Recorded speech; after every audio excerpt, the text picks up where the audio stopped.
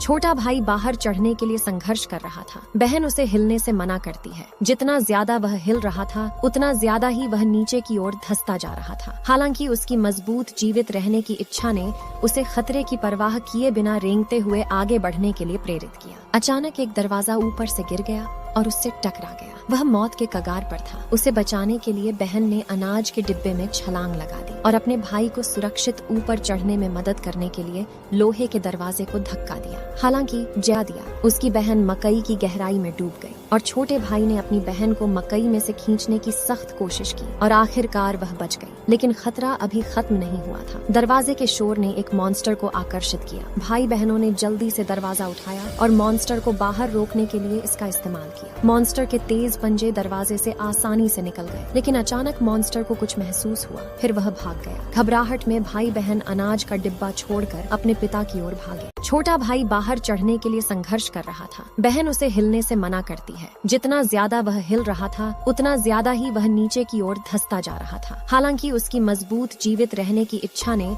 उसे खतरे की परवाह किए बिना रेंगते हुए आगे बढ़ने के लिए प्रेरित किया। अचानक एक दरवाजा ऊपर से गिर गया और उससे टकरा गया। वह मौत के कगार पर था। उसे बचाने के लिए बहन ने अनाज के डिब्बे में छलांग लगा दी और अपने भाई को सुरक्षित ऊपर चढ़ने में मदद करने के लिए लोहे के दरवाजे को धक्का दिया। हालांकि उसकी बहन मकई की गहराई में डूब गई और छोटे भाई ने अपनी बहन को मकई में से खींचने की सख्त कोशिश की और आखिरकार वह बच गई। लेकिन खतरा अभी खत्म नहीं हुआ था। दरवाजे के शोर ने एक मॉन्स्टर को आकर्षित किया। भाई बहनों ने जल्दी से दरवाजा उठाया और मॉन्स्टर को बाहर रोकने के लिए इसका इस्तेमाल किया। मॉन्स्टर के तेज पंजे दरवाजे से आसानी से निकल गए, लेकिन अचानक मॉन्स्टर को कुछ महसूस हुआ। फिर वह भाग गया। घबराहट में भाई बहन अनाज का डिब्बा छोड़कर अपने पिता की ओर भागे।